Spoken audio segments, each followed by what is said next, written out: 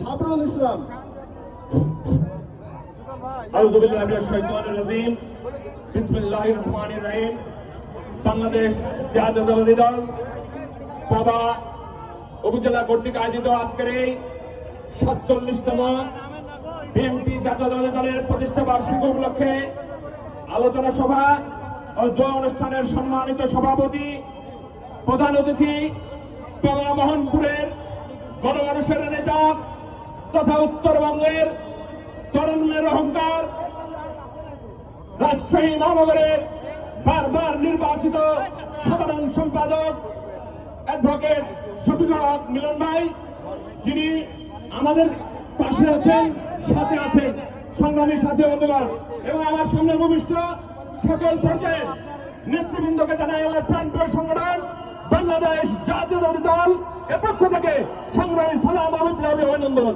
সংগ্রামী সাথী বন্ধুগণ, আজকে দলের ৪৭তম প্রতিষ্ঠা বার্ষিকীতে আমরা এই আনন্দময় একটি র্যালি এবং আলোচনা সভার সকলে উপস্থিত হয়েছি সংগ্রামী সাথী বন্ধুগণ।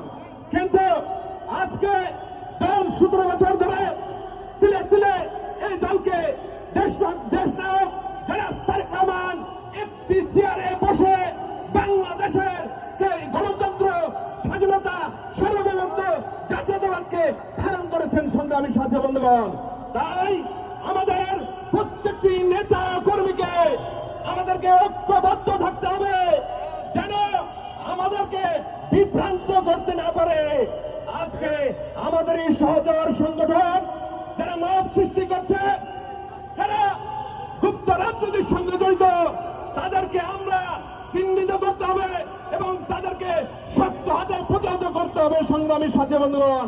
তা না হলে আমাদের নেতা জনাব তারেক রহমান এখনো আমাদের মাঝে আসতে পারেননি, তাকে আমাদের মাঝে নিয়ে আসতে হবে।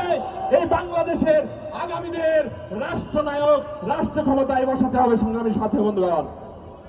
আর একটি কথা বলে শেষ করতে চাই, আজকে ১৭ বছর দীর্ঘদিনের একটি শ্রম আন্দোলন সংগ্রামের মধ্য দিয়ে আজকে যে জায়গায় আমরা উপনীত হয়েছি, সেই জায়গাতে আসার জন্য অনেক শহীদের রক্ত দিতে হয়েছে, অনেককে কারাগারে যেতে হয়েছে, অনেককে গুম হতে হয়েছে সংগ্রামী সাথী বন্ধুগণ। তাই আজকে আমরা যখন ভেদাভেদ ভুলে গিয়ে সিনিয়র জুনিয়র সকলে মিলে এমন একটি শক্তি উৎপাদন করতে হবে বাংলাদেশ জাতীয়তাবাদী দলকে, যে বাবা মোহনপুরের মাটি বিএনপির ঘাঁটি, বাবা মোহনপুরের মাটি অ্যাডভোকেট শফিকুল হক মিলনের ঘাঁটি। এই বলে আমি আমার সংক্ষিপ্ত বক্তব্য শেষ করছি। খুদাবাদ। বাংলাদেশ জিন্দাবাদ, বাংলাদেশ জাতীয়তাবাদী দল জিন্দাবাদ, শহীদ জামানত খালেদা জিয়া জিন্দাবাদ, তরুণ তারিন্দ্র রহমান, তারেক রহমান আসবে ফিরে বেশি বাংলাদেশে।